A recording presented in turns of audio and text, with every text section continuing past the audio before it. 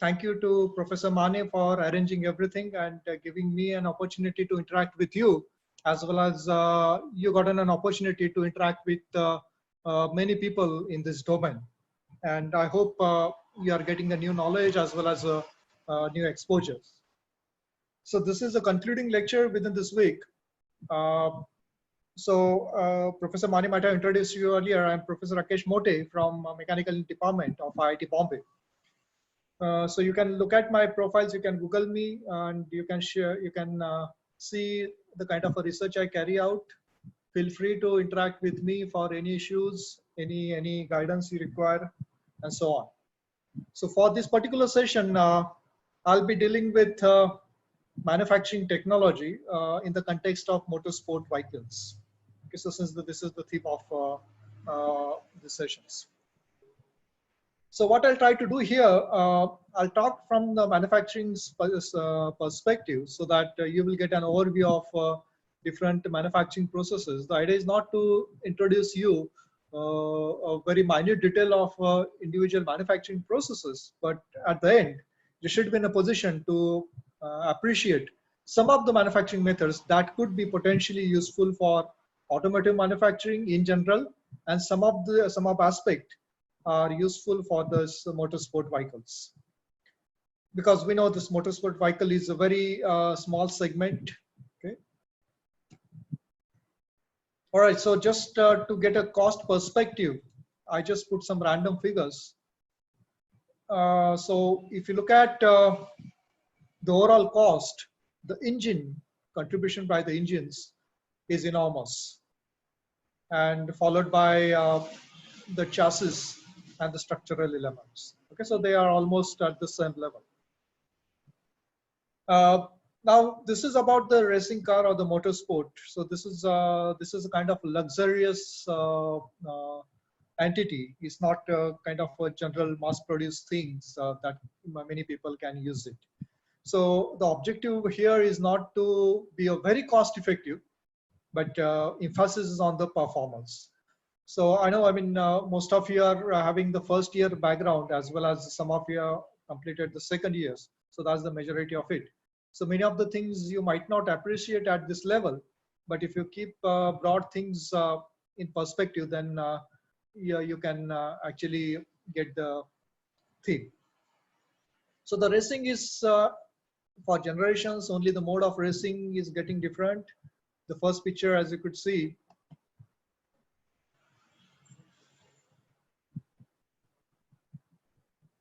here. So that was captured from the movie Ben-Hur. At the bottom, this is, I think, first racing event that happened in 1940s or so. And this is the present scenario that you are well aware of. Okay, so coming to the manufacturing processes, right? So there is a variety of manufacturing processes. There can be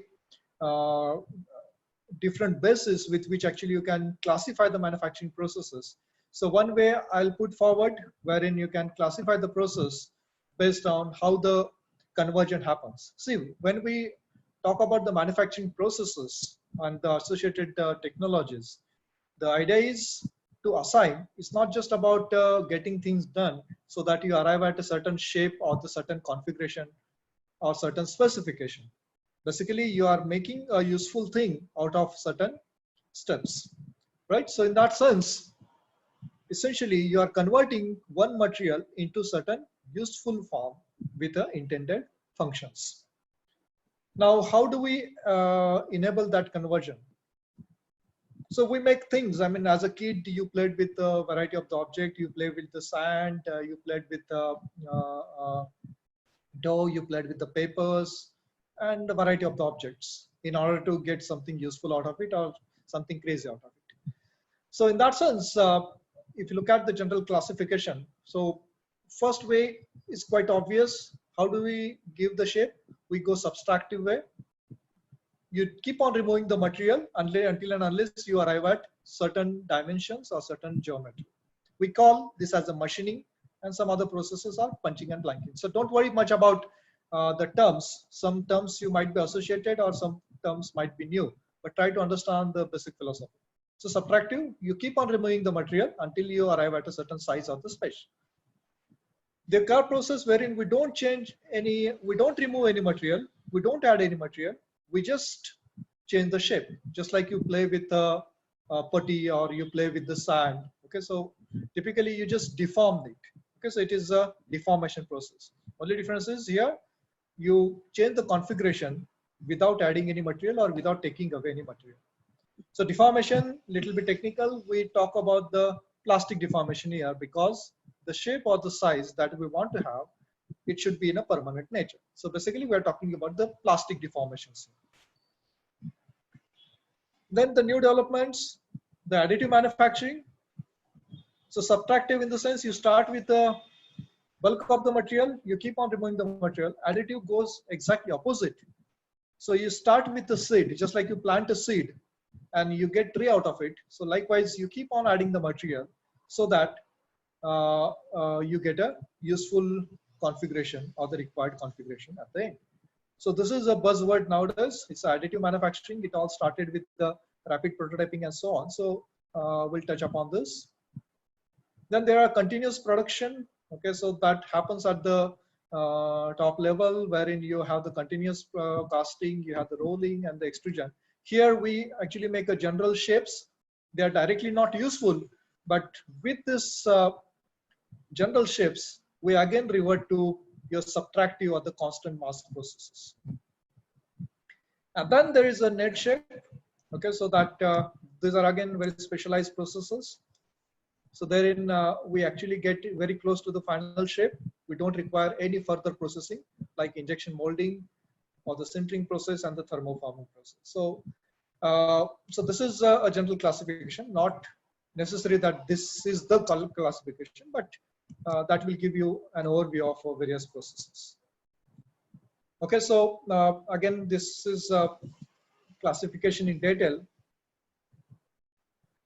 All right, so what I just narrated before, that is being classified over here. Okay, so overall manufacturing processes, we deal with the processing, the processes I discussed earlier. All these processes are listed over here. Apart from that, what we missed in this classification is, if you just look at any product, none of the process can guarantee that you will arrive at the final product in a single go. So for a given product, if you just take example of your pen in your hand or the mobile, okay, so it has many components. Not necessary that every component is made in a single go, okay, or in a single process, right? So we make use of many processes out of this, and then we bring them together, and that is being assembled. So that's how we get the product. Okay, so assembly operations are also part of your manufacturing. Not just about the processing, it's the assembly. And then there is a further classification, this assembly, how we are going to put them together so that you'll get the useful product in hand, either with the permanent joining or some semi-permanent joining like mechanical fastening.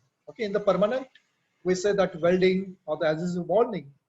And in case of a mechanical, just like you make use of the nut and bolts or the threaded joints, right? So that is our mechanical fasteners. Okay, so both are important, the processing as well as the assembly operations, because any complex product, okay, so you need to go along with many manufacturing processes and many of the assembly processes.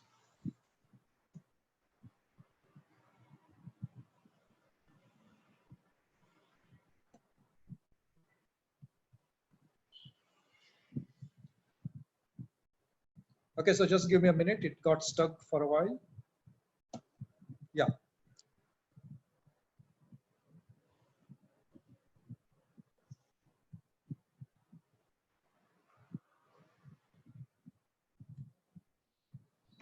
Okay, so first, as I said, now based on the phases, we can have the processing done. One is the liquid metal processing. So the idea here is, as the name implies, how do we give the shape to the materials? So simply take the materials to the softer form. As we know, material in a liquid stage can take any configuration, any shape based on the kind of a container it is going to have, it is going to reside. So that is the basic idea behind the liquid metal processing. So wherein we melt the material, we heat them well above the melting point, and whatever the shape we want to have, we create a kind of a cavity or in a technical terms, we call it as a mold or the die. And then we pour the molten metal into it so that liquid takes the form, and then we allow it to solidify. That's the reason it is a liquid metal processing.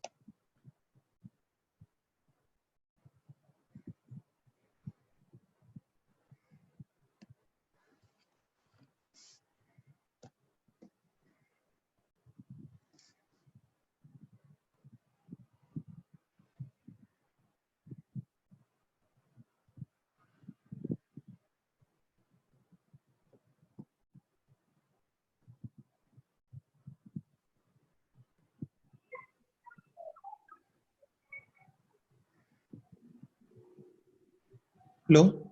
Yeah, just, I mean, It is still stuck. It is getting stuck? Okay. yeah, Okay, sir. it's getting stuck. Just, Yeah. my apologies for a while. I don't know. Okay. Okay, sir. Okay.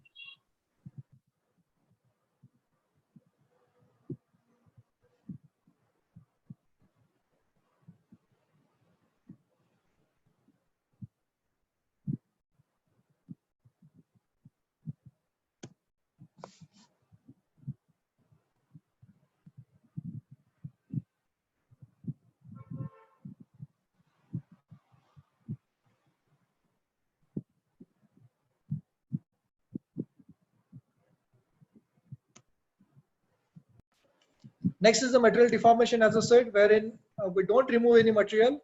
We give shapes. We apply certain forces so that material deforms. Okay, so if you just look at here, we start. This is our maybe initial material. From there, under the application of the forces, we finally arrive at the required configuration. Okay, so many forging operation, rolling, extrusion, so they fall into this category. We don't remove any material here. Now, next is the material removal process. Okay, so herein basically we take away the material so that we get the required shapes. Okay, so just like in olden days, we used to have wonderful statues.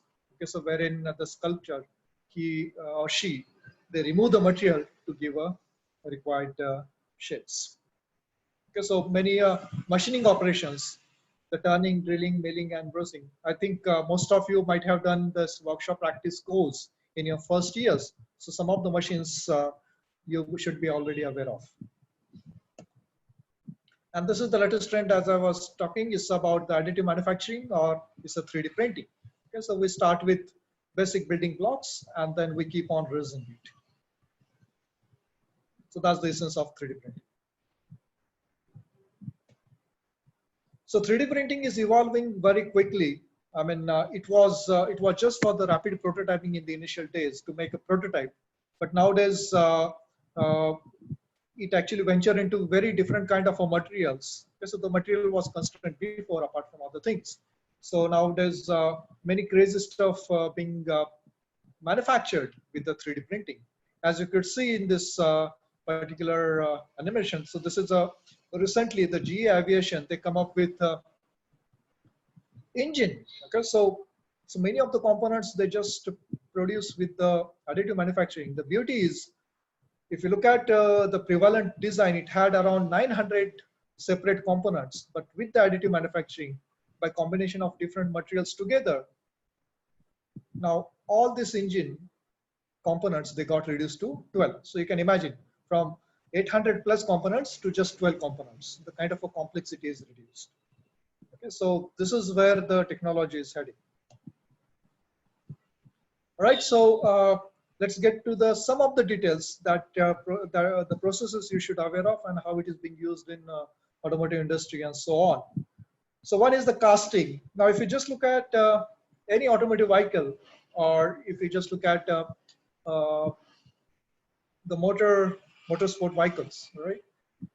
So where the casting is required. Okay, so the casting, as I said, is a liquid metal processing. We need to melt the material beyond the melting point. We bring it into the liquid stage, and the preformed cavity, we prepare it in the form of a mold, or if you are using a die casting, it will be in the form of a die. Okay, so this is the final shape we want to have, and we pour the molten metal so that all the liquid metal will occupy the spaces here, and we allow it to solidify so that we get the final shape like this. So that's what you see here, the pouring of the material. Now, in case of automotive vehicles, there are many components that are casted, but if you know, in previous classes also, you might have heard kind of materials. So for the motorsport vehicles, we say that try to see wherever you can replace the metals from the steels to the aluminum, aluminum to the magnesium, or from magnesium or from metals to the composites and so on. But if you look at the guidelines, there is a strict guidelines from the Formula One that the engine component, okay, so the engine block and so on, they should never be made with the composites or any other material. They should be with the metals only that to certified. All right, so therein you cannot replace the casting process. Now, if you look at the engine, which is very crucial component of any motorsport vehicle or rather any automotive component, because it undergoes a tremendous power generation, high temperature, it's a gasoline burst, you know, it's a combustion burst process. So you generate a plenty of energies. When we talk about the plenty of energy through the combustion process, we're talking about the high temperatures, high pressures, and so on. Right, so you can see it here, the temperatures, what we're talking about is of the order of 2000 degrees Celsius and so on. And this is a typical combustion chamber wherein you can see the gasoline combustion is happening and so on. Okay, so the crucial thing is the engine block. Okay, so in that sense, so this is the kind of one of the engine blocks.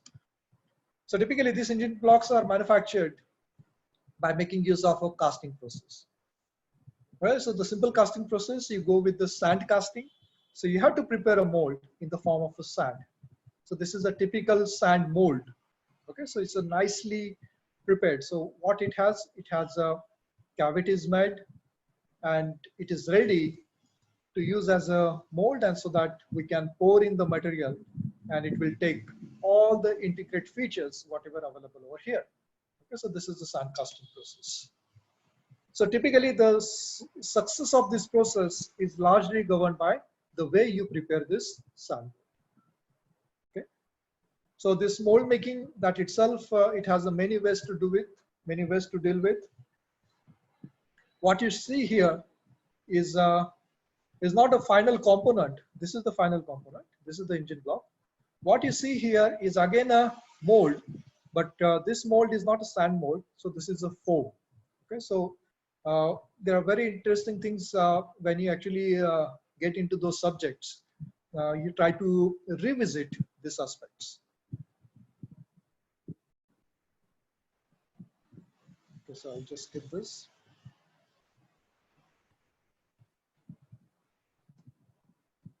Okay, so this is the casting way with which actually we make the engine blocks. Now let's come to some of the joining methods.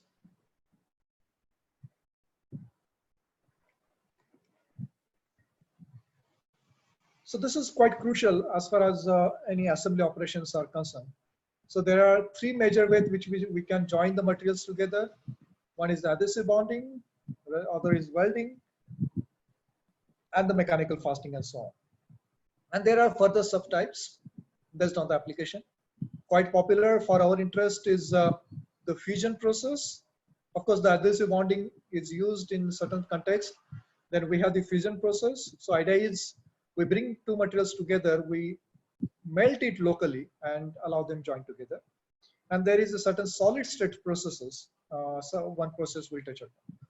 So welding is a very important process as far as automotive assembly is concerned. You can see it here. Most of the structural element of an automobile, they are primarily welded. Okay, so the welding, either it will be fusion brace or it will be solid state based. And these processes we understood to the certain extent, to the great extent that given the complexity of the process and the accuracy required, now most of these processes are automated. So you can see it here, nice robotic arms. They are doing the welding operation. So this was needed to speed up the process as well as, you know, the hazard involved in this welding processes. Okay, so the first type, the welding process, so of which the fusion welding process. Again, this process, you don't have to really study the subject to know the basics.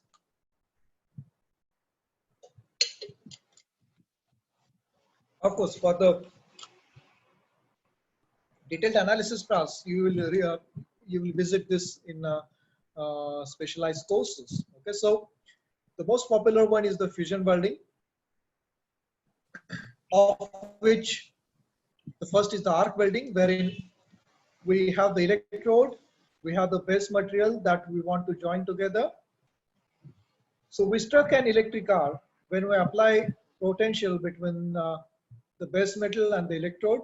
So an arc is struck. The typical arc temperature is well beyond the melting point of the base materials. So what essentially we achieve is a localized melting, and that molten pool is fused together. That's the reason we call it as a fusion welding, right? And we join the materials. Now this fusion welding, we can have the arc welding, wherein the energy source is electric potential.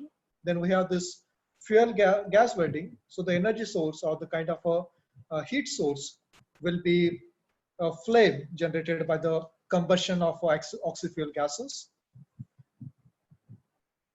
And the next process, which is quite common, is the resistance welding. So wherein we make use of the contact resistance, we allow the current to flow. So the contact resistance will offer the resistance to the current flow, and we get a localized heating again, and we get the fusion, and we can join the two materials together. And this is typically used for the sheet metals, and it's quite frequently used in structural joining. Just like as you can see it here, the sheet metals are being joined here.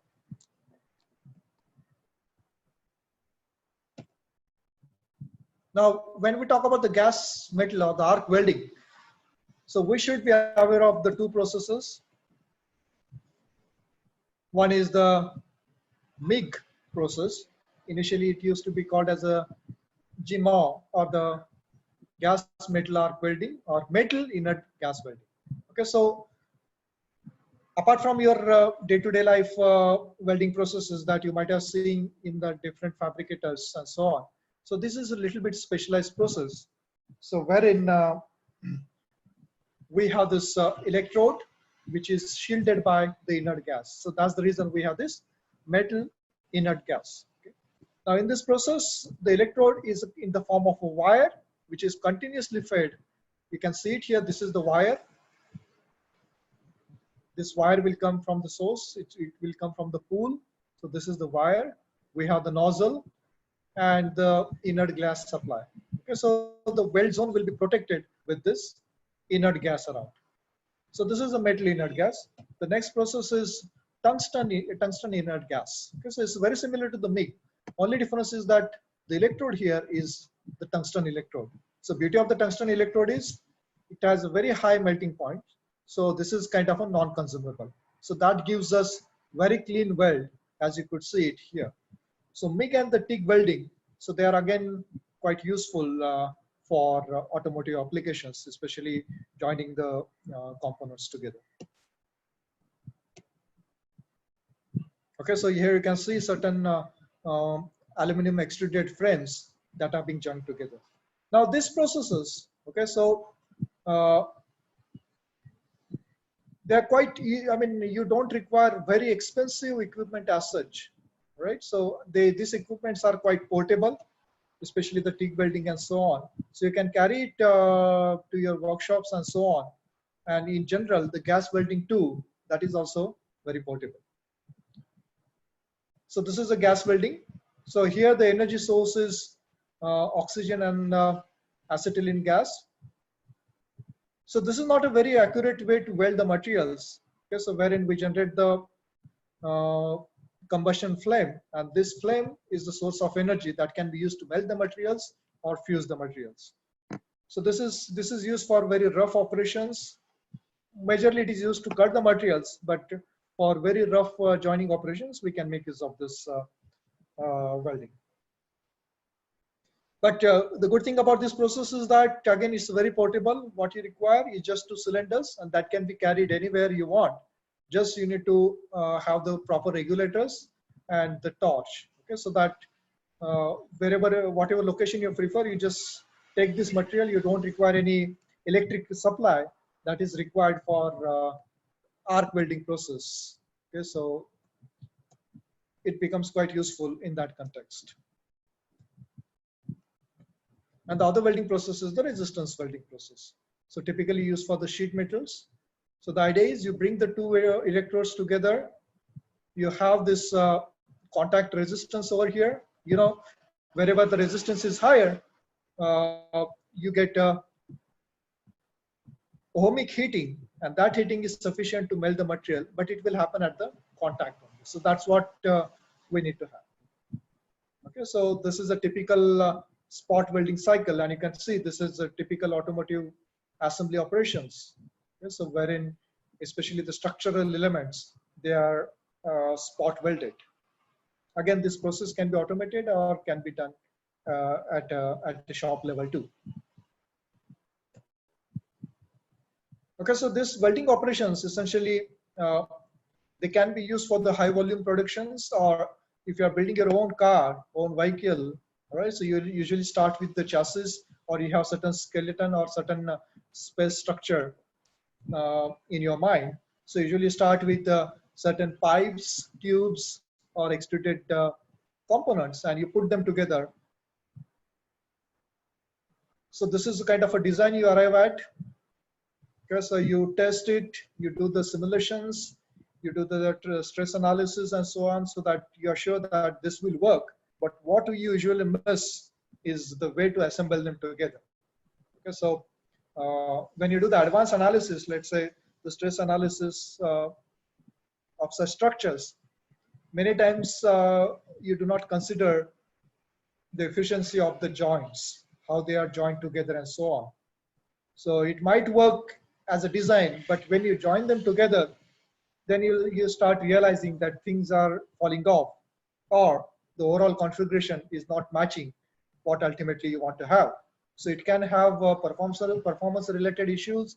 It might have your geometry related issues, the kind of a spacing you want to maintain, the kind of a distances, the tolerances you want to maintain. So everything will be decided by the way you are going to assemble them together.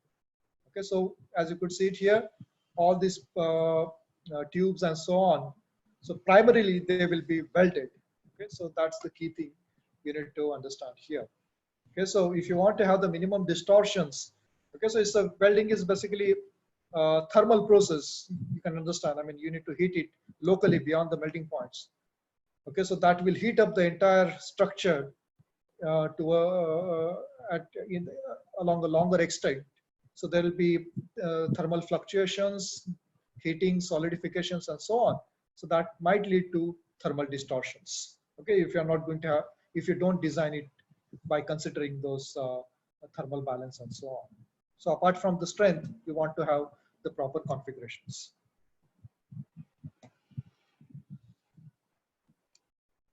Then there is one sophisticated process. Again, it depends on the kind of car you want to manufacture. So if it is a tubular structure, okay, so we can go with the hydroforming process. So technically it is called as a tube hydroforming. So the idea is we first assume that the entire structural elements, they are made out of or it's a tubular structure essentially. So what this hydroforming enables us, essentially, see, when you try to have any structural elements, after choice of the materials, our next objective should be, let's try to minimize the materials as far as possible. Materials in the sense, number of components. Okay, so if you have the minimum number of components, or the integrated components, in that case, the reliability of the structure improves. Okay, so because you have the lace joints and the lace joining methods and so on. So if for the tubular structures, especially if we follow this hydroforming, because in that case that helps us in getting integrated or minimum number of components and so on. So the idea is simple here. What we require is a die, the kind of a shape, cross-sectional shape we want to give to the structures, whether it's a circular cross-sections or it is a rectangular cross-sections, flat configurations, and so on. So we start with the tubes. Then we have this, the dies. The dies will be given the required shapes. It's just like after that, we close the dies and we allow flow of fluid through the tubes. It's just like a liquid inside the tube. And once the tube is filled with this liquid, we allow the pressure to build up. So just like you blow up a balloon with an air, in a similar fashion, we blow up this tube with a liquid. Now, how far we can blow? Of course, we don't want to burst it. We don't want to rupture it. We want to give certain shape. So that shape will be taken by the die. So die is going to constrain the blow up of this tubes. Okay, as you can see it here.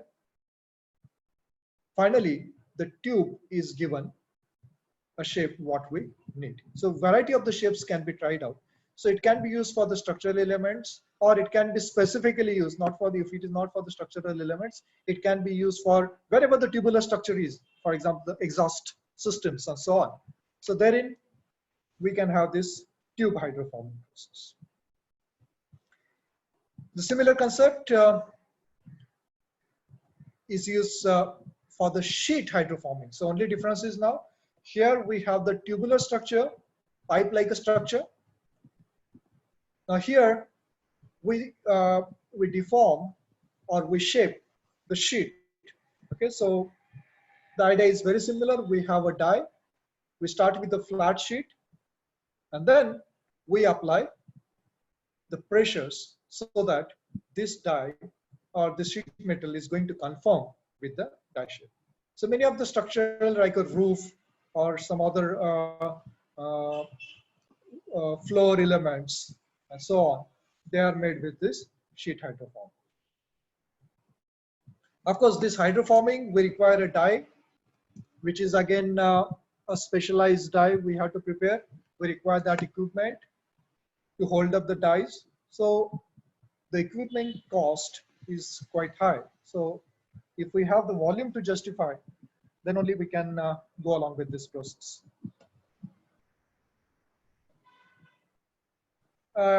So that was the tubular structure, hydroform structure. In certain cars, typically the aluminum space frame design, we have the combination of the elements. Okay, so some of the components, they are extruded. Some of the components, they are casted. Typically extruded elements, they are quite long in nature, cross-section is uniform. Whenever we have issue with complex shapes, usually we go with the casted structures. Then in certain types, we require bended structures. Okay, so then we go along with the bending processes.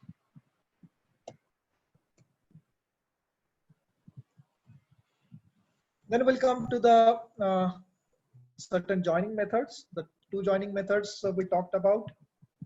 One is adhesive based and other is mechanical fasteners. So adhesive based processes are quite common in many structural elements. Only thing is that when we use adhesives, we need to think about the service temperatures, because these are polymer based adhesives and they become very sensitive to the temperatures, right? So usually for very high temperature applications, there are quite a few specialized adhesives. For example, if you look at the polyamides or epoxy-based phenolics and so on, they can give you the temperature range as high as 500 degree Fahrenheit or 1000 degree Fahrenheit and so on, right? So high temperature adhesives are. So beauty of the adhesive is that they're quite simple to apply. You don't require very specialized processes for that purpose.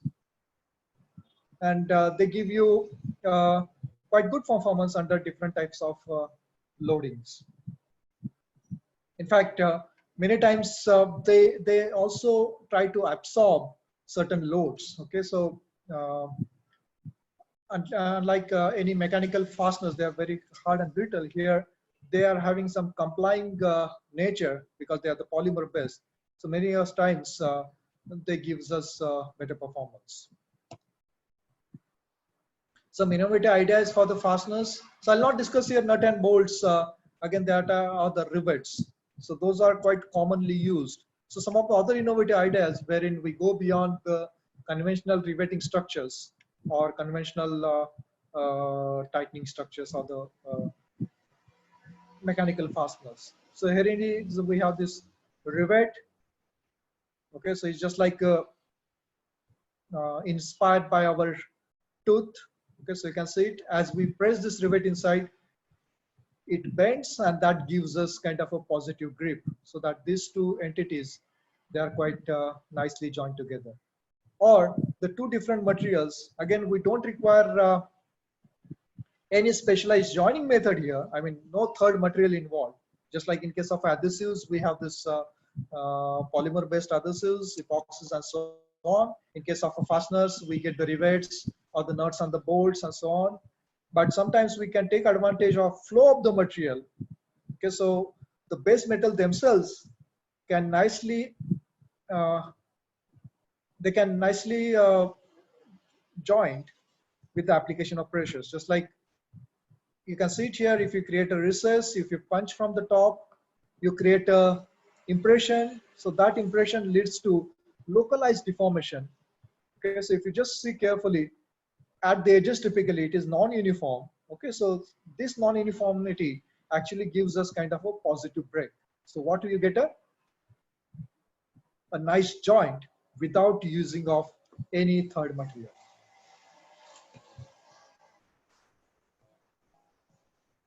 Now let's discuss the composites a bit. So as I said, as far as the performance, the key idea about the motorsport is the performance. It's not about the cost really. I mean, of course, if you manage to reduce the cost, that is also good. But the key idea is we don't want to compromise on the performance. Now, what are the ingredients of the performance? First of all, it comes from the engine. But as far as the combustion research is going on, you know what kind of input we are going to get it out of the combustion process. So that altogether is a different.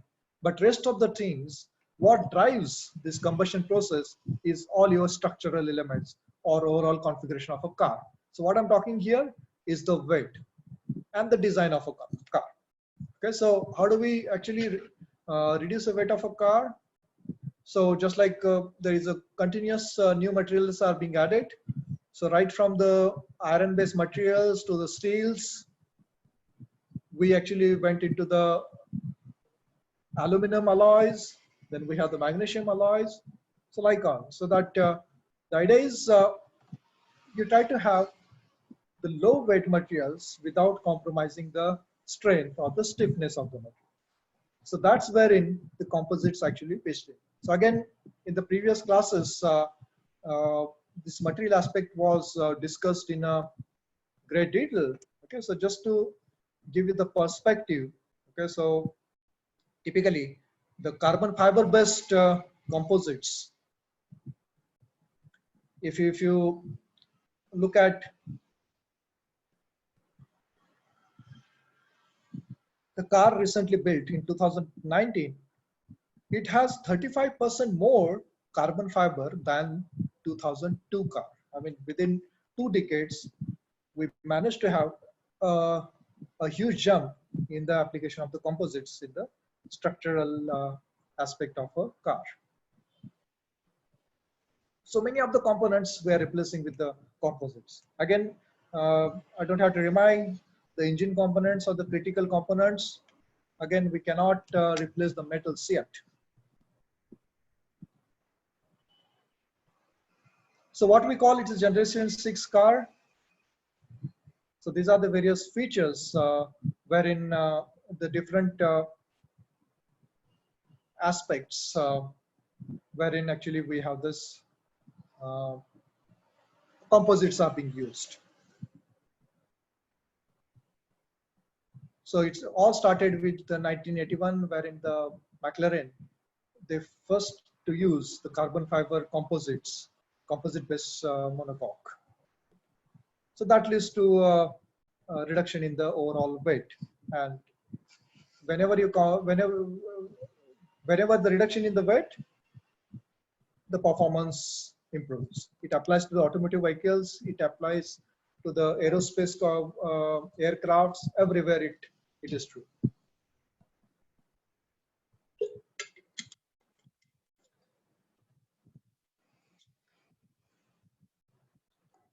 So I'll come to some of the processes that are being used for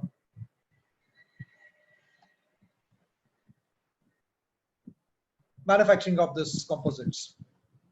So far you have understood what the composite is. Okay, so essentially it has the two components. One is the base or the matrix, and other is the reinforcement. Okay, so the matrix, it actually holds together, but it doesn't have strength on its own. It's very brittle. So what you require is the reinforcement. Usually the reinforcement comes in the form of the fibers. Okay, so there are many fibers, quite popular, frequently used, simple from the glass fiber to the carbon fiber and so on. Okay, so that gives you the improved performance. So the way we are going to add the fibers and the resins, that actually decide the property of the composite. Okay, so unlike just like you do in case of let's say alloying elements. Okay, so wherein the properties of the material, they will be decided by the constituents. Similarly, in case of a composites, apart from the constituents, the way you are going to lay up the things, organize the things, that will decide the properties, right? That's the reason we say that the composites, if you lay up in a center configuration, you get a properties different along different directions. So you can have the anisotropic properties. You get a different strengths along different directions. So in that sense, a very crude way of doing it. In fact, many of you can practice this if you have the right tools in your hand. It doesn't require very sophisticated machineries and so on. So the idea is you need to have reinforcement and the resins. Okay, so the very simple process is the open molding process. So we start with a simple molds. Okay, so what I mean by mold here is something final shape of the final configuration or the final geometry you want to achieve with the composites. So that geometry, so now such geometries can be built quite easily. Even a simple workshop materials can be used. Even throwaway materials can be used in order to build these dies or the molds. So in this scenario, what we do, we start with a, so this is wherein we want to have the composite to build. So we start with a gel coating. We start with the release film first. Then we have the gel coat, and then we start adding your reinforcement as well as the matrix material or the resins. Okay, so you go layer by layer based on what thickness you want to achieve. So you don't have some approximate idea that individual layer thickness. If you just apply one layer, what will be the approximate thickness in that case?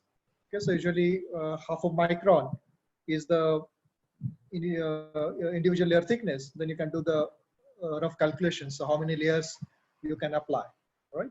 So you keep on applying the layers, and to get the uniformity, we have this roller. Okay, so just like you are doing a painting operation. Okay, you're just painting a wall. But what you're doing it here, we're doing it carefully because we're applying the reinforcement, we're applying the resins, and we're carefully pressing with the hand rollers.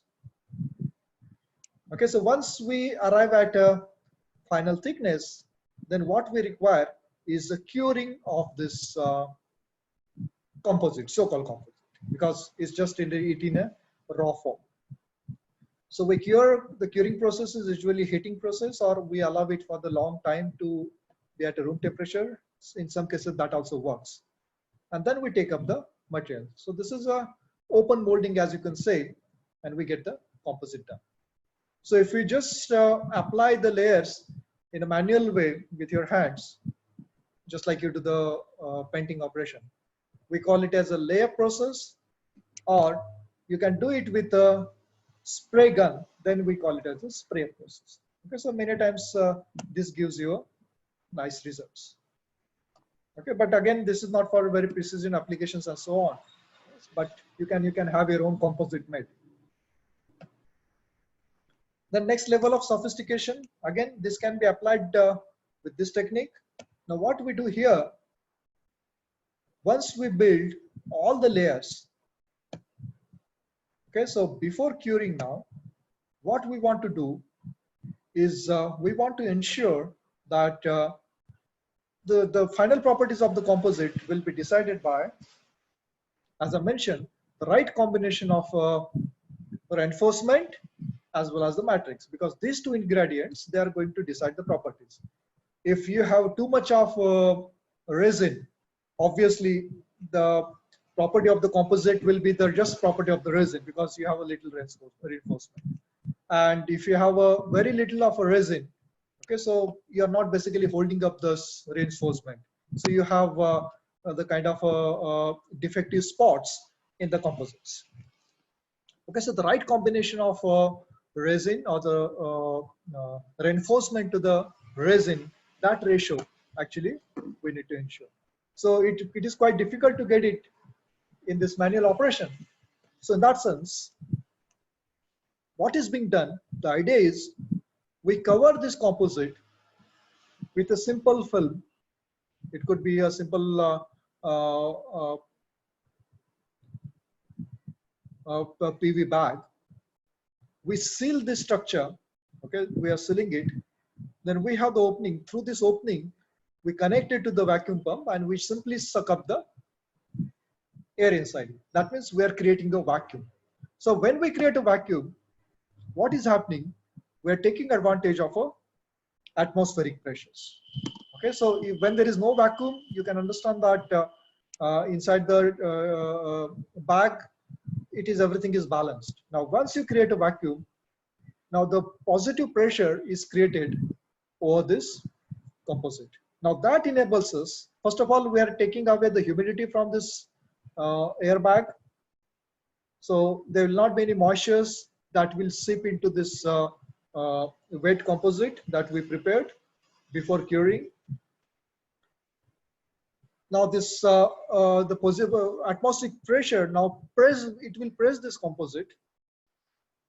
Okay, so whatever the excess resin that went into this composite, it will be taken away, and what you get, a right reinforcement or the fiber to resin ratio. Okay, so the quality of this the composite will be far better than what we did in case of. In fact, when we roll it, we are trying in the similar fashion, but it is not that effective. But herein it will happen throughout the structures. And in fact, if you have a complex structure, because since this is a flexible plastic bag, so you can again get a uniform application of the pressure, atmospheric pressure through the vacuum. Okay, so this is again a very easy way with which the properties of the composite can be improved. Okay, so again, this can be easily done. You don't require you just require a proper bag and a vacuum pump. Of course, it has some additional elements.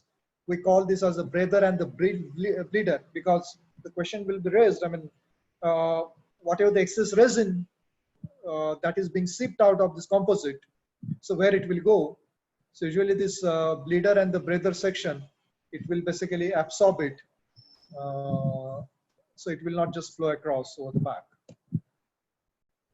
Okay, so this is again one more schematic representation wherein you can see how the things are handled.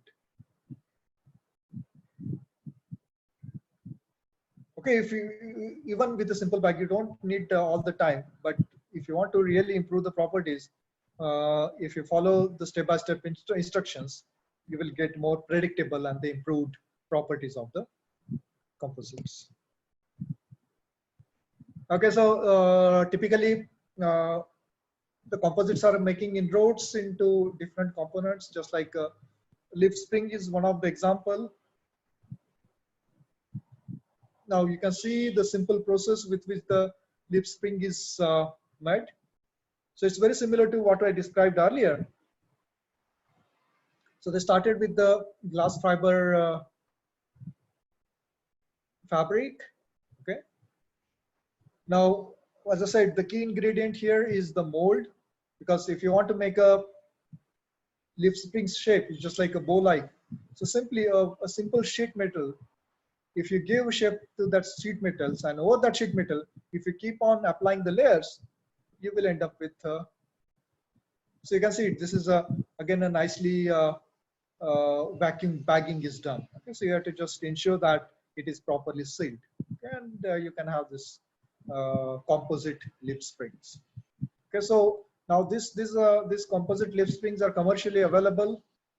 Just to have the perspective, they are 70% lighter than the steel. Okay, so they obviously, so this is not a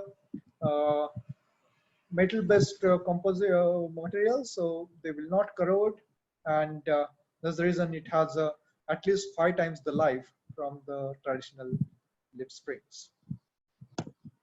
Okay, so as I said, this is commercially available product nowadays. Okay, so you can just Google it down and you can see what are the specifications you can have it. And to again go to next level of sophistication, as I said, it's a simple hand-based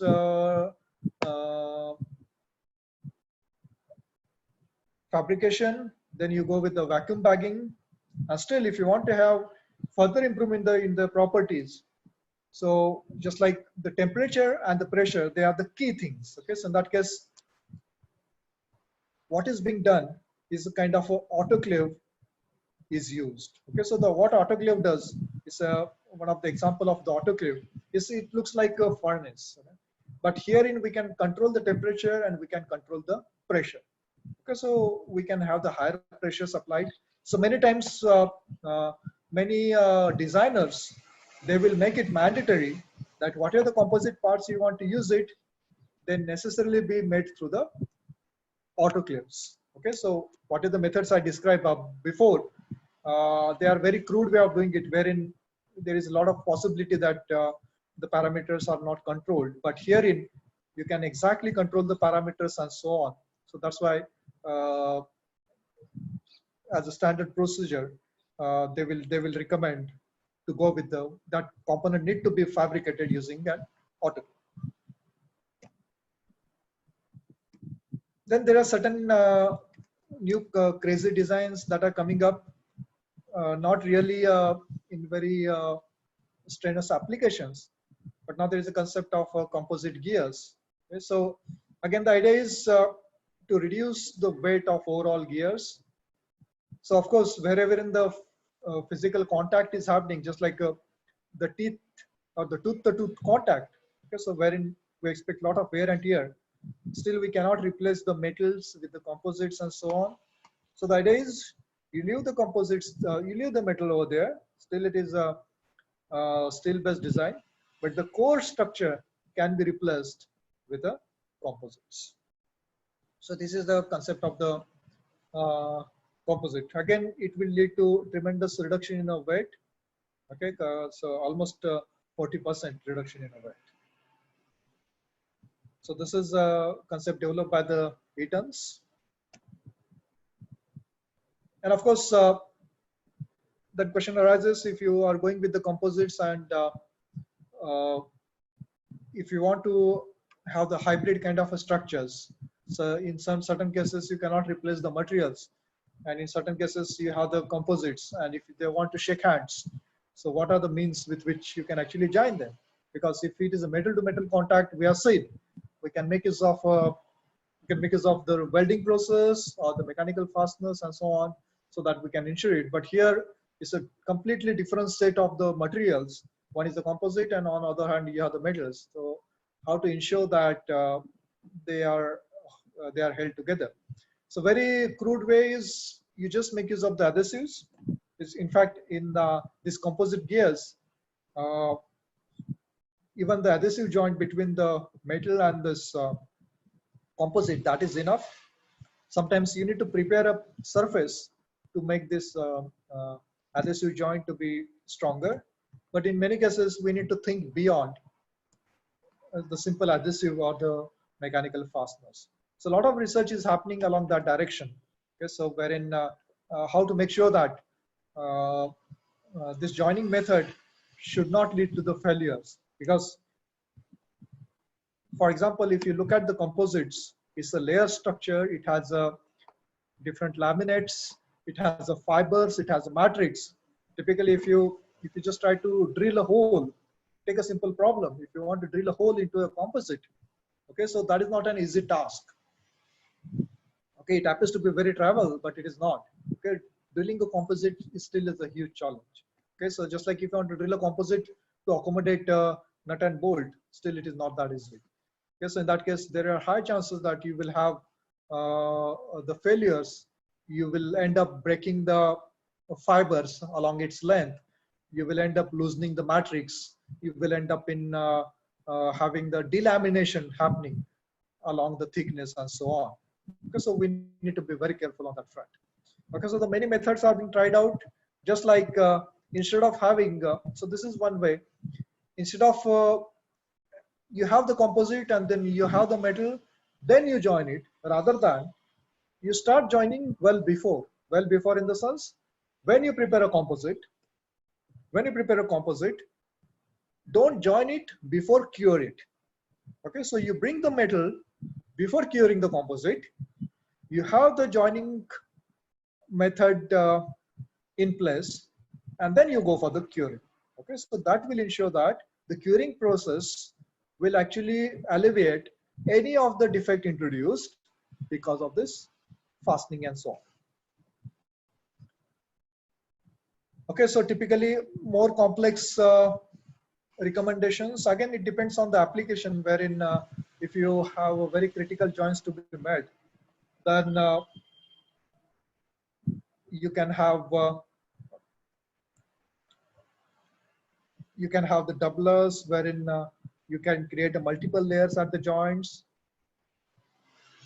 In fact, you can introduce localized spouse welding with the steel added in a localized fashion.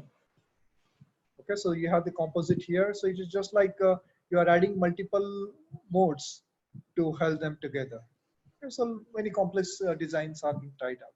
Okay, but in general applications, even simple adhesions with proper surface preparation, that can work. And for again mass production or large scale production, you can go with closed mold operations. Okay, so what we've seen here, they are all open molding techniques, but you can have the again next level of sophistications. So wherein you can actually create a mold, and into this mold, the mold will be having a required shapes, and you can actually build in the ingredients of the composites, and you can actually send the material in. And it's just like we have seen in case of a injection molding or a casting process. Okay, so only difference here, we have this ingredient of the composites. They are mixed together and they are injected into this mold cavity. So this is a resin transfer mold. Okay, so this chart will tell you the limitations of the individual process on the component size and the component volume. Okay, so as you can see, the hand-based method, hand layup, the very simple process we said earlier, that can go for very large components. Okay, right from the small components to the large components. But obviously, it will be limited by the volume because it's a manual task. Then the machine layup, Okay, so we need to justify the cost. So it cannot be done for very small numbers and so on. Okay, so the other processes, especially injection molding, the compression molding, the filament winding, so these are very equipment intensive processes. So they will not be justified at lower volumes. You need to have a sufficient volumes, sufficient number of components to be made. Okay, so that is the thing. But again, if you could see it here, the injection molding, you cannot have very large size. The compression molding, it could be next best for a little bit larger size, and very large size, you have the filament winding. The beauty is still the manual hand layer process, it is quite flexible as far as the part size is concerned. Now we'll come to the next, the additive manufacturing way or the 3D printing way. Okay, so this was a development a few years back, wherein the Strati vehicle, it was supposed to be made with additive manufacturing. So 90% of the components, okay, so they will be made with the additive manufacturing, as if you are producing a car. So if you just see here the traditional manufactured car, more about 25,000 components. So this additive manufacturing, so this is just the kinds of concept one, is not still in useful applications. So this can be fabricated, manufactured with 20 components. So I use the buzzword additive manufacturing or 3D printing. So if you just look back 2 decades, so the additive manufacturing term wasn't there. People used to call it as a rapid prototyping because it was meant to produce a prototype, not an useful thing. So it all started with the stereolithography process. Okay, so this is a liquid polymer based process. So idea was, so this is a bottoms up process, as I said. You start with a small, you keep on adding the material so that you eventually end up with a useful components. So this is how it all started, stereolithography process. So you have the liquid polymer, and then you simply scan a laser through a CAD control. You precisely know where the laser is hitting, and wherever the laser is hitting the polymer, essentially you are initiating a chemical photopolymerization of the liquid polymer, and it becomes a solid, right? And likewise, you can digitize the process through the CAD, and you just simply scan the process layer by layer, and finally you get a product. Okay, so it's not limited by size, it's not limited by the complexity anymore. Okay, so what you require is just control of the laser scan.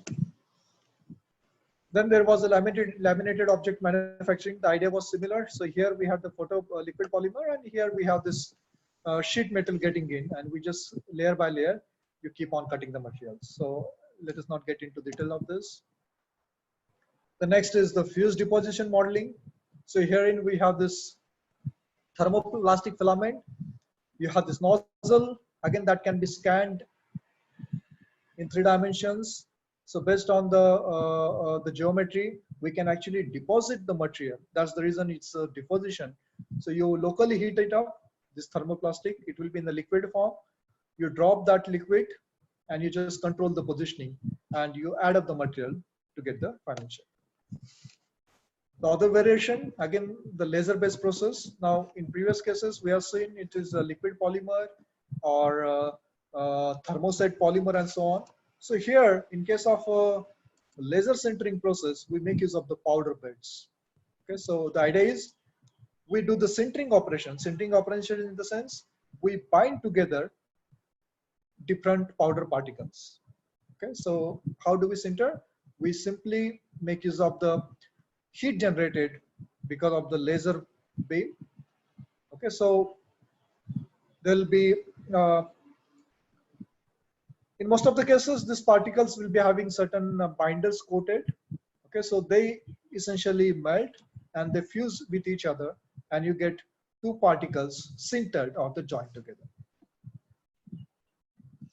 So again, just like we seen in case of a stereolithography, wherever the laser reaches, the sintering is going to happen. That means we are going to actually solidify, or we are going to actually have a sintering done, and rest of the region wherever the laser has not hit, so that will be still in the powder form. Okay, so we get a kind of a compact solid entity through this sintering process. So difference with the traditional sintering is a selective process. The sintering will happen in a certain, in a specific location. That's the reason we can build very complex components. Again, next powder based process. So here we use a laser for sintering or the joining two particles together. Here in case of this is also called as a 3D printing or inkjet printing. So idea is, now instead of a laser, we simply suspend, or we simply drop the binder particles or the binder liquid. So wherever this binder liquid is getting in, we get the localized solidification. So we again build layer by layer, and finally we arrive at a finished component. Okay, so initially this process, all these processes, they were being used just to create a prototype. There was limitations from the kind of powders, limitation was from the materials perspective, and so on. So these processes were, then the next application of these processes was in the rapid tooling, wherein the complex molds, they were prepared by making use of these additive techniques. Okay, so we'll visit this. I'll come back to this. So just like, as you can see it here, the exhaust manifold of a car.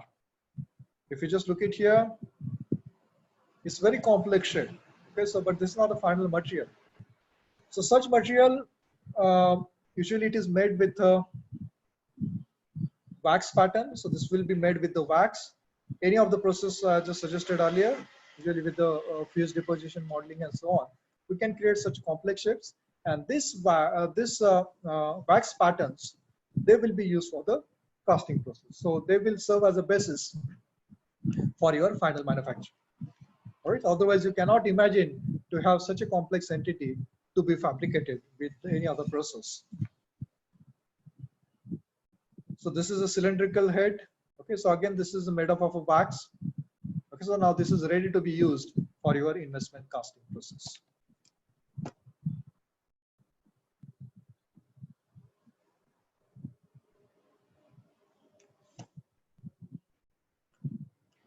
So now actually we have evolved this 3D printing process right from the prototyping or from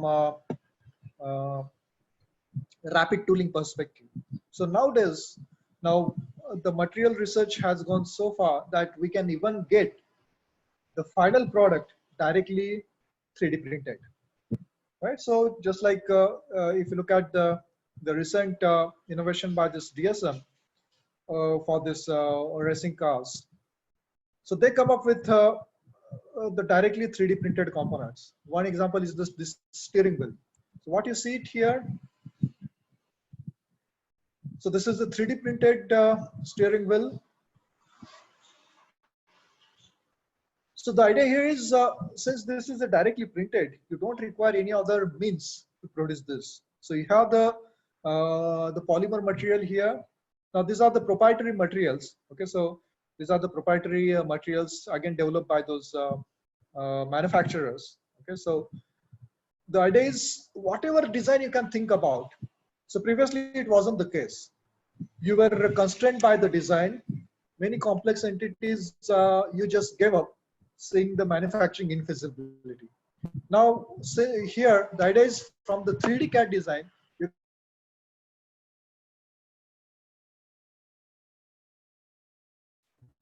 many of these ergonomic features, so many of these ergonomic features that are built in, it can be again specifically made from the perspective of a driver. Okay, so just like you have the shoemaker running a specific car, you know, he is quite different from the others. His grip preferences are different and so on. So you can actually study those aspects. You can tailor-made the gripping surfaces for the particular driver. Okay, so this is possible if you have the flexibility in manufacturing. Okay, so that's what being done here. So this was specifically made from the requirement perspective of a given user and so on, and of course the other possibilities. Then some other components that goes into your engines. So just like airways or the runner trumpets and so on. Okay, so again, herein the flow of the exhaust gases and so on. If we optimize that flow, we can get the better performances. But again, earlier designs, they were highly constrained from the manufacturing perspective. You cannot have very complex shapes for such components. But with the 3D printing, you can just think of the design, and we can have many complex entities that can be easily fabricated. That can be directly fabricated. And in fact, we can have not just we can have not just control over the shape, but we can even control the texture of the surface. Okay, that also plays a very key role in actually deciding the combustion process. Okay, so we can minimize the turbulence of fuel and the air mixtures before getting into the combustion chamber and so on. So essentially, we are increasing the efficiency of the combustion process by carefully designing the inlet system of the exhaust system. Then apart from the body structures, you can think about the protruding parts, just like mirrors. Okay, so now this mirror can also be tailor-made, just like as I explained in case of steering wheels. Okay, so the mirrors can be also made based on the requirements, based on the driver's specifications, based on his vision and so on. Okay, so what you see it here, this mirrors, again, they are made with the 3D printers. So you can see it a typical fuse deposition modeling happening here. And finally, I'll just try to touch upon allied processes, typically the material removal. I didn't talk about the material removal as such, but when you do any kind of a fabrication or the manufacturing, the thing is that material removal is very crucial. Okay, so even material removal processes will help the many of the processes what we studied earlier in order to correct them, in order to complement them, or in order to have the post-processing of the processor. Just like in case of engine blocks. Okay, so if you want to correct the holes, if you want to get away with the certain projections and so on, we need to go with the complex machining activities. So in that context, the computerized numerical machining, that is going to help in creating many complex entities. Okay, so the CNC machines, they come with many sophistications, right from, it's very similar to your milling machine, the 3-axis milling machine, but for the complex entities, you can have the multiple axis. Okay, so multiple axis in the sense, just like as you can see it here, 3-axis, when I say 3-axis, is the X, Y, and Z axis. But apart from that, while machining, if you give more degrees of freedom to any of the tool, or let's say workpiece, so that will add to one more axis. So that will give you kind of a flexibility with which you can have the complex features machined. At the next level, that's what is happening. Some of our projects are running on this line. So the additive manufacturing and the subtractive manufacturing, although they appear to be separate, but we can take advantage of both in a single machine. Okay, so we call this as additive subtractive process. Okay, so the two things will be combined together so that you keep on adding the material, you keep on machining wherever you do not want, and again for the intricate features, you keep on adding the material. So this will go on a single setup. You don't have to go with the different setups. So that will give you a leverage to have more complex features to be generated. Okay, so so there is a short video, if it runs.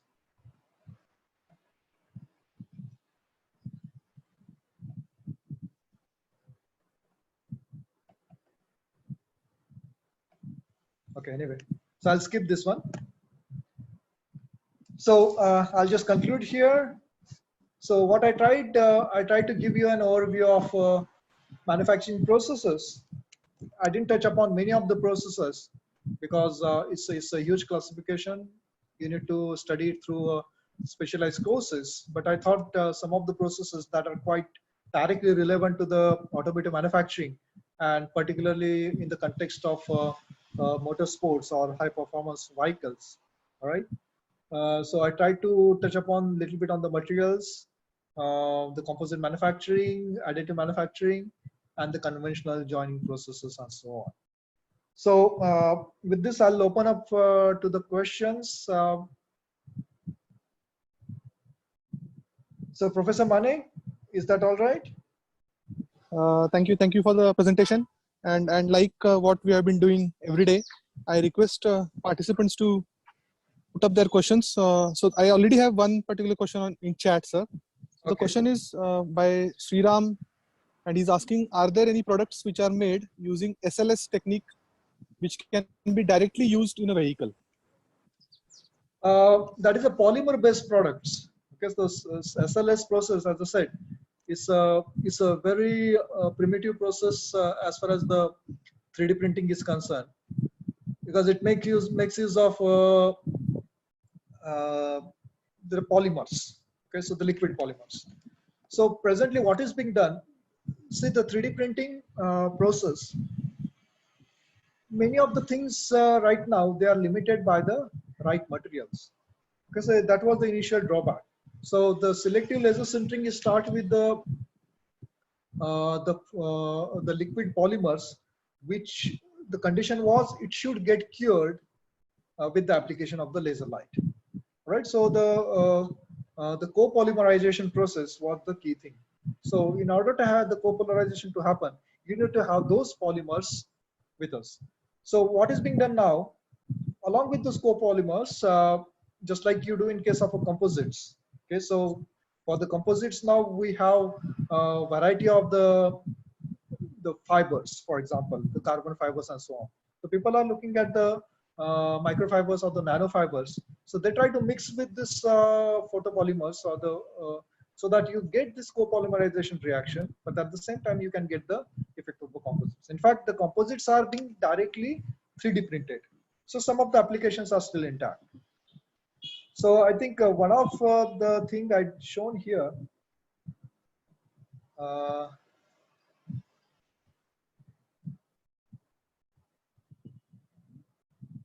for the mirror application.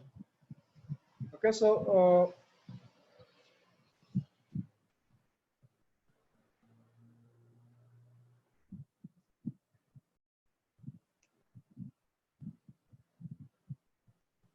so for the mirror application, it makes use of SLS to a certain extent.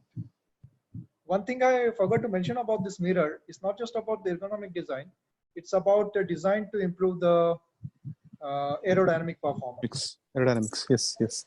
Yeah. Okay, so shall we take the next question, sir? Yes, please. Okay, so it's a participant who has raised hand. I'm going to unmute him. Shaunak Chaudhary, yeah, please go ahead and ask your question. Good evening, sir. I just had a question about the a little bit louder. Yeah, you're not audible, Shaunak. Hello, is it fine now? Yeah. I just wanted to know the bonding procedure of carbon fiber prepreg with aluminium honeycomb. Bonding process with the aluminum and the carbon fiber. Yes. Aluminium honeycomb with carbon fiber prepregs. You're talking about the prepregs, right? Yeah. Okay, so prepreg is already having the resins intact, but I cannot answer it directly at the moment because the honeycomb structure. Okay, so I haven't come across this kind of application yet. But depending on where you want to use it, okay. So many times the regular adhesives, even the epoxy adhesives, they work to a certain extent. Okay. And one more question. Yes. What else can be used else than autoclave for curing of prepreg? Can you repeat it? What else can be used as autoclave what else can be used than autoclave for pre-preg curing? Well, I mean, autoclave, as I said, many times it comes. Sorry. So autoclaves many times come as a requirement. Okay, so it's not a choice. So many of the designers, they wouldn't believe in any other method. Although you say that, okay, I can do that way or that this way. So autoclave is kind of a you can say the binding requirement, because what happens with autoclave is you have the precise control over the parameters. Okay. Yeah. Thanks. Okay, So thank you, in sir. that context, you try to see the replacement for the autoclave. So Okay. what else can be used than autoclave for that?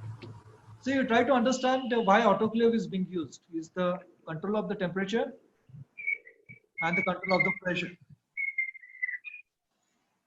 So many times Okay. the control of the temperature is possible with the other furnaces, but the control of the pressure is little bit tricky. Okay, thank you, sir. The next question is by Mr. Shubham Joshi. Shubham, please go ahead. Sir, good evening, sir. Good evening. Yeah. Sir, is there any process to reduce the delamination in the composite part? Because the main problem with composite part is its repairing is difficult. Yes. So, is there any way? Well, I mean, first you need to visit why the delamination happens. So as I said, the fabrication process itself, if you follow the fabrication steps, you try to eliminate the way it is being cured, or perhaps We manufacture it by vacuum bagging process, sir. But we face it many times. This problem, sir. well, I mean, it need to be traced out. There is no direct solution as such. I mean, right from what sort of a resins you are using, how it is being packed, what temperatures you are using, and so on. So it is completely delaminating. What kind of a composite you are using? Sir, carbon fiber. Carbon fiber. Yes, sir.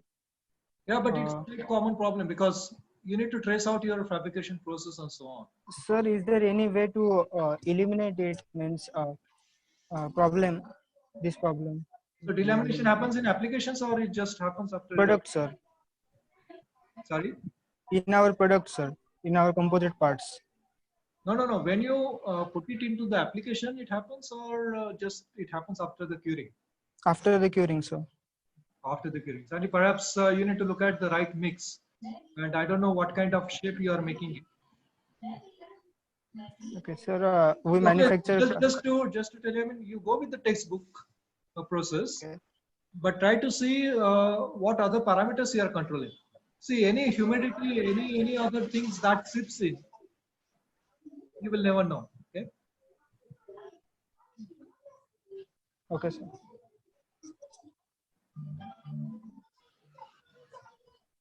Is by Mr. Lavish. So, Lavish, please go ahead. Yes, sir. Good evening, sir. Good evening.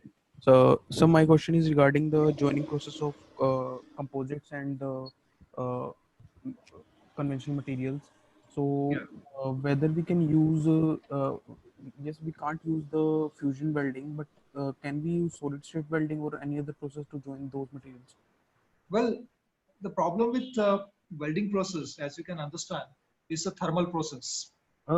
Apart from thermal, sir, solid state welding. Solid state welding is also a thermal process. Like ultra. Okay, yes, sir. Okay, so when we say the solid state, it's not. It's a still fusion-based process. For example, if you take a spot welding, all right. So you don't see a molten pool as such. Okay, but there is a fusion happening at the contact region. Yes, sir. Yes. Yeah. So the carbon, so you are saying that the composite material is not capable of doing such type of atomic exchange, so that the bond will happen between the materials. Yeah, and the other thing is that you are actually failing the material because anything happens to the matrix, that defect is going to reside over there. Okay, sir. Yeah, of course. I mean, nowadays even people are trying to make use of the laser to make holes and so on. Okay, so but again, major concern is you're actually playing with matrix which is very sensitive to the temperature.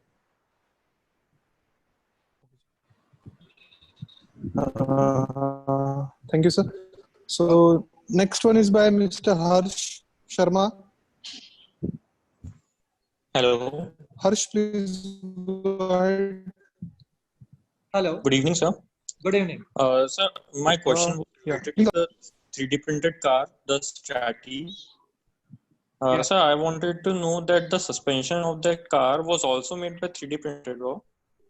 I don't have the breakup for it. But there were innovative ideas, just like even the springs can be made to certain extents. But Okay, so springs can also be made by 3D printing. yeah, so I don't know exactly which component is which, but they brought from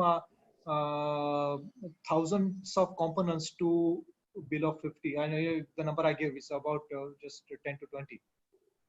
Yeah. So, engine you cannot replace it, obviously. So Yeah. Okay. Okay. Next one is by Nikhil. So Nikhil, please go ahead.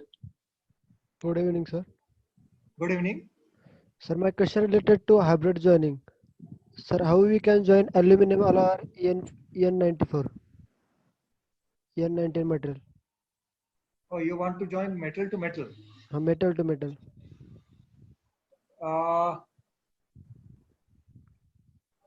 Aluminum with a EN19, EN19, and which aluminum grade you are using? aluminum 7 series. Aluminum 7 series. Okay, so actually aluminum 7 series has issue with the welding Huh. compared with any other 6000 series and so on. So I'm not sure on this. Okay, so perhaps I need to little bit digging. Okay, so I cannot just answer this. Okay, sir. Yeah. Okay. So maybe you can write. 7000 series is little bit difficult to weld. Sir, machined part, aluminum. Okay. Hello? So for what application you are using? Knuckle and stub. So you want to weld them together? No, join them together. Stub is made up of EN19 and knuckle is made up of aluminum alloy. Hello? Yeah, but what kind of a fit you want to have? Hello, sir? Yes. So Yeah. perhaps Maybe I'll request him to write to you, sir. Is that good? Yes. Yeah. I mean, if a very particular question, Correct. if I cannot Nikhil, elaborate in detail, then correct. they can write. Nikhil, you please write to sir. His email ID was shared with you earlier on the slides also. Okay. So maybe then it can be sorted out. I request again all participants, please try to ask, not ask very peculiar or application specific questions. So next one is Pranav Shilian. So Pranav, you are unmuted. Please go ahead. Good evening, sir. Yes, good evening. I just want to know how they 3D print the metals. 3D, yeah. So I mean, that is again a new development. So what essentially you need, okay, so for the 3D printing is powders at least. Okay, so if material, if you have it in a powder form, then you start working with it. So mostly the metals that can be in a powder form of a required specifications that can be 3D printed. Now it's possible to even 3D print titanium. Oh. So okay, thank you, sir. Next one is by Athar Singh. Please go ahead. Good evening, sir. Good evening. My question is regarding the welding technique. Which technique is mostly used in the auto industry recently? Okay, so the most popular is the spot welding. Okay, sir. Pictures, even you can see it has been largely automated with the help of the robots and so on. Okay. Thank you, sir.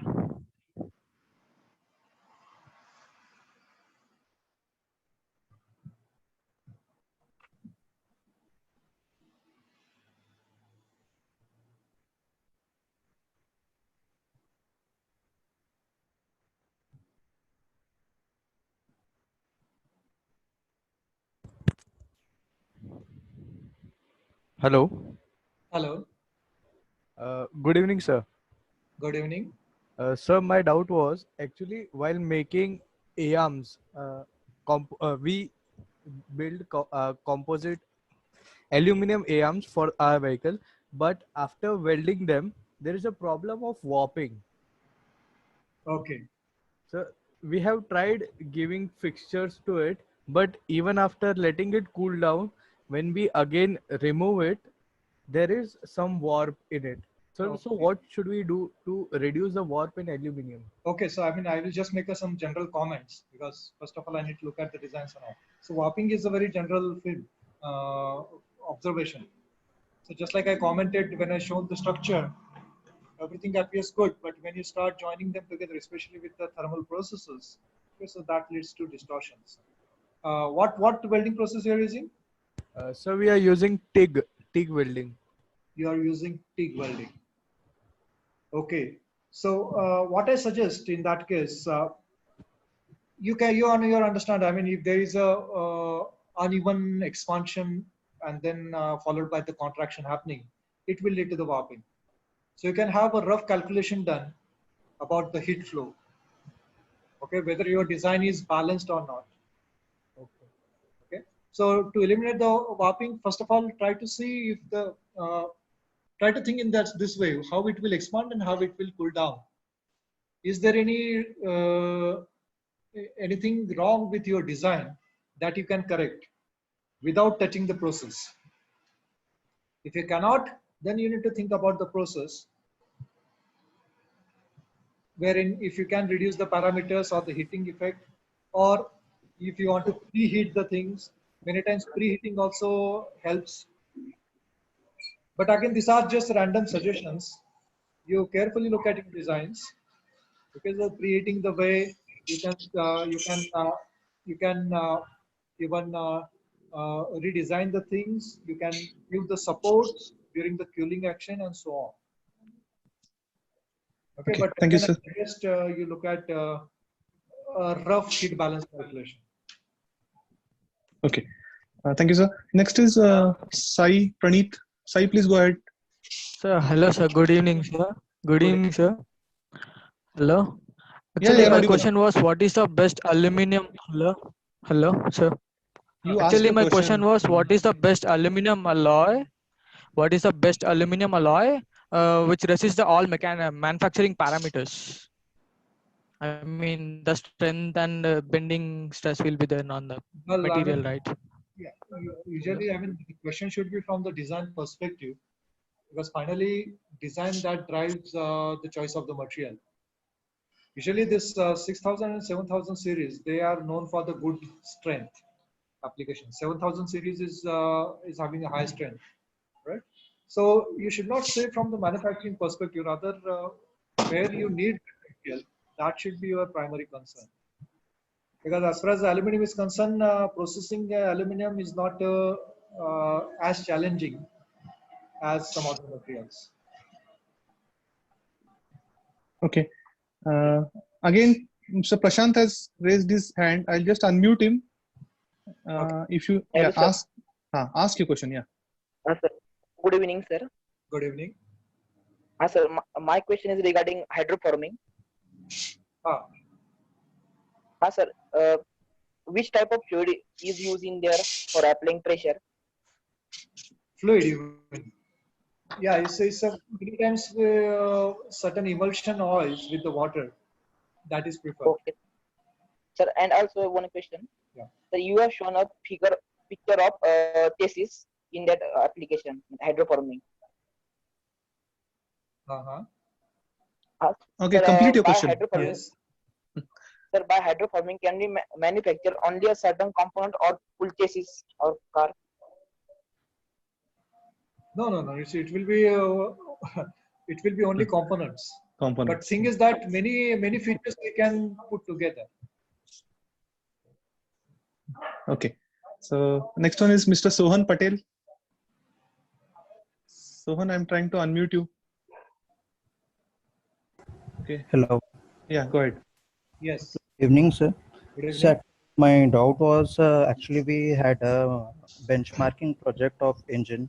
So in that we had cross section of inlet valve and we saw a cavity between it.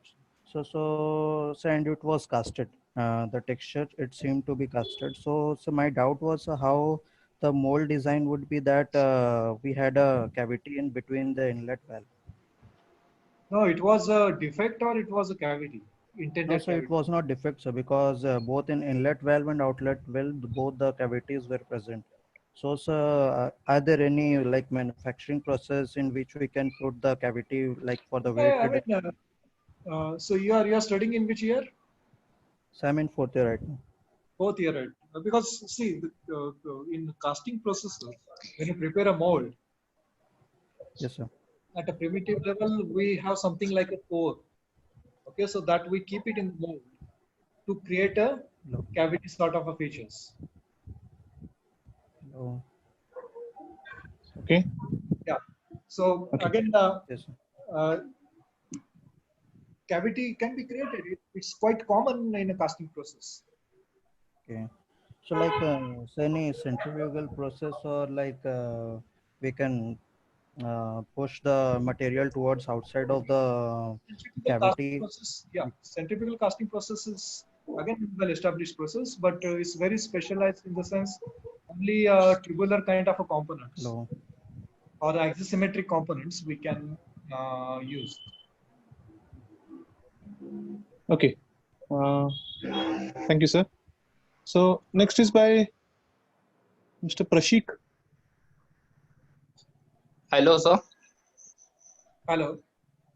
Sir, recently I saw one video on YouTube, they showed that they manufactured one spring by using SLS 3D printing.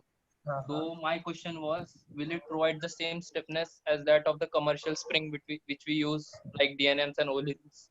Yes. So, okay. So what is the question?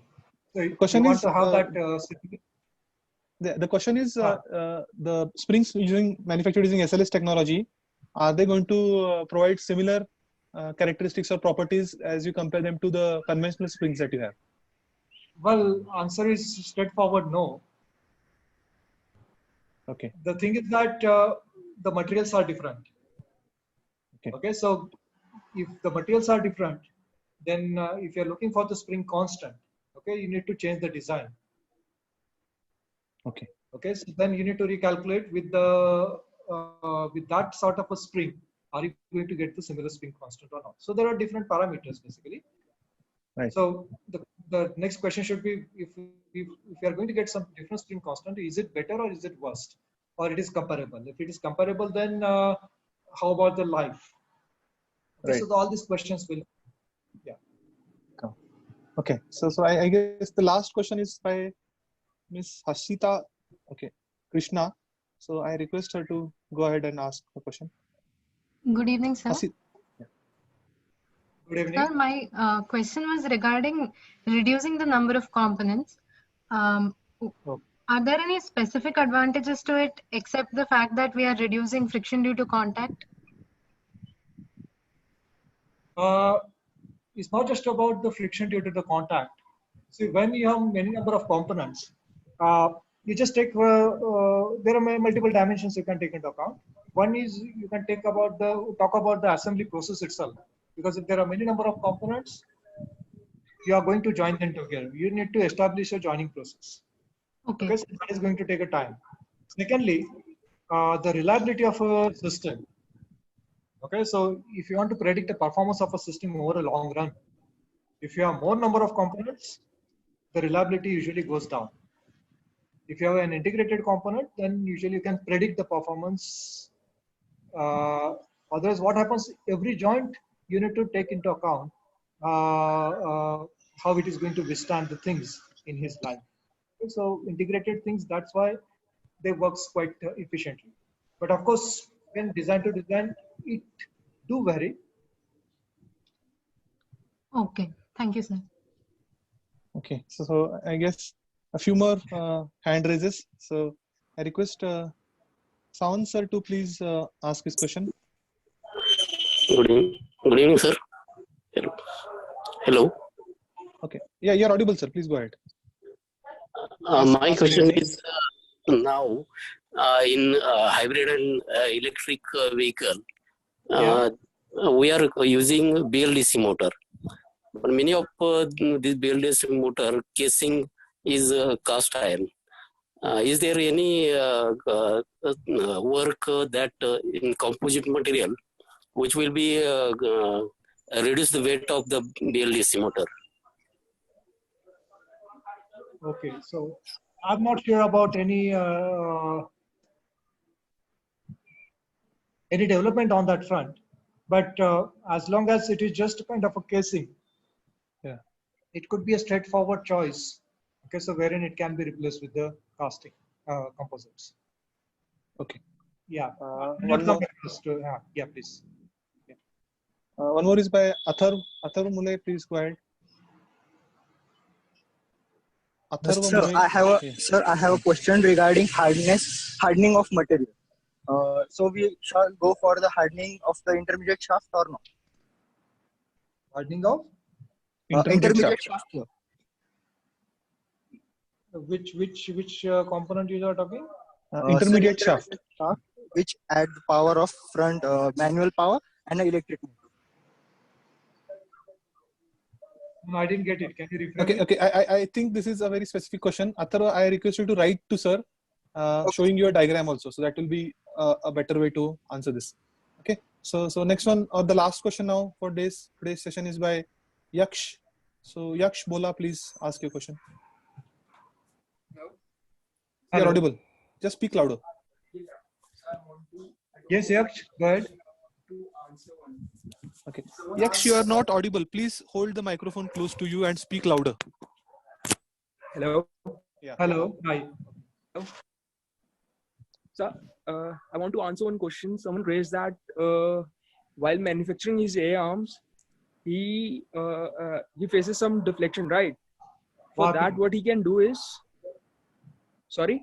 Yes. Yeah, go ahead. Yes. Go ahead.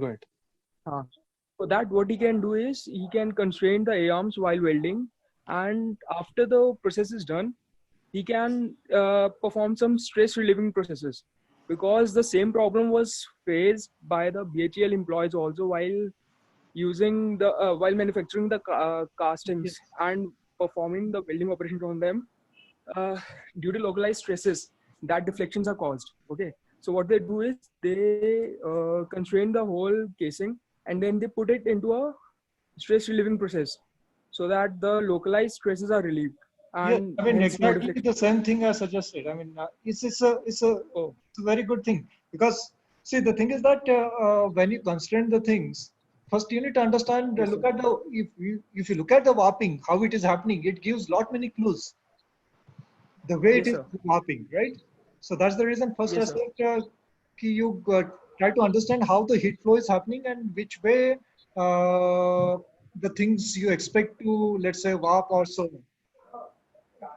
And if you cannot eliminate that heat source, then you try to interfere it in a mechanical fashion. So that could be constraining, or in fact, you can go to the other extreme. You can even bend the structure in other way around. Okay, and you do the welding operation. So it is being done in other contexts also. So in that case, if you know warping happening in one direction, you first pre-stress it in the other direction and you do the welding. Okay, thank you, sir. So one last. Yeah, good one. Thank you. Who was that? Yaksh Bula was answering somebody else's question. Okay, so another question is from Mr. Abhijit Avsare. He's asking, in case of hydroforming process, how is the uniform thickness maintained? Uniform thickness is maintained. Yeah, in case of hydroforming process. Yes, I mean, that's a good question, but since this is a hydroforming, okay, so we expect that the pressures to be uniform across all directions. Okay. Yeah. So of course, it should not have a very complex cross section. Okay. So usually it goes with the cross section increase, or from circular cross section to the rectangular cross sections and so on. But since the pressures are being uniform, it's a fluid based process. So we expect it to be. It is getting expanded. Okay, so there will be flow across the thickness. But true, at the corners and all, we need to be a little bit put extra caution. Okay, so I'm still getting a few questions. One is about how do you make steering column using carbon fiber? Which molding operation should be employed in that particular case? So he wants to make a steering column using carbon fiber. So are there any suggestions in that? Steering column, I think they can try with the even filament sort of thing, because it's a cylindrical component, right? Component, yes. Yeah. So the layer by layer, you can build up in that way. It's just okay. Okay. Thank you, sir. So I guess we come to an end of the Q&A session today. Before we proceed to the vote of thanks, I would request Dr. S.R. Kumbar, sir, Head of Department Automobile Engineering at RIT, to say a few words. So Kumbar, sir, you are right now unmuted. Please. Okay. Good evening, sir. Thank you very much, sir, for such an informative session on manufacturing technology for motorsports. The way by which you explained the various manufacturing technology was just fantastic, especially explaining with self-explaining various animations made participant to feel at actual real-time situation. Sir has covered every aspects of the manufacturing technology, right from the basic classification like machining process, welding process, TIG, MIG, ARC, which generally all sport vehicles manufacturing requires, along with latest technologies like 3D printing, additive manufacturing, tube and sheet, hydroforming techniques used for chassis spring likewise. The entire session was very much informative, which covered all the manufacturing aspects needed for motorsports. Apart from today's session, I am happy to share with all participants that Dr. Rakesh Mote, sir, is on our board of studies as an academic expert, and we are very much fortunate enough to have associated with him from last 3 to 4 years. Sir is helping us for overall development, not only through the academics by enriching the curriculum, but also for overall development of our automobile engineering department. So thank you, sir, for your constant support, and special thanks for delivering such a knowledgeable session in this online webinar series. I hope all participants have definitely benefited with this knowledge. Once again, thank you, sir, and expecting similar cooperation in future also. Thank you, sir. Okay, thank you so much, Professor Kumbar. Thank you so much, Professor Mani. It was a good learning for me too. Yeah, thank you. There is one more thing, sir. Many of the participants need to again know your email ID. So will you please share it either orally or if you can tell me, I'll just write it in the chat. Okay. So, no, I'll jump everyone. I can type it, right? Yeah, you can do that, sir. So in the chat section, if you write it to everybody, they will get the email ID. And now I would request Mr. Jitendra Singh Gaur to please deliver the vote of thanks for the last session, that is today. So Gaur, sir, please go ahead. Yeah. Hello. Good evening, everyone. Good evening, Dr. Mote. Good evening. So this was So this was a very knowledgeful session, mix up of some basic knowledge as well as advanced manufacturing technologies. So I should say it's a fusion of both the things. So for the participants' point of view, this session was very much important because many of us know like what material to select. We do a lot of CA into that, but if we don't know the material property and don't know the right manufacturing technology, so the overall product may come to a like a breakdown may happen to some cases, especially because our vehicles are meant for on-road testing during the event. So if we don't manufacture it properly, don't put a right fabrication technique, so the entire efforts of many months, so almost 6 to 8 months effort every team puts in building their vehicle before going to the competition. So if a small mistake can turn into a big failure, and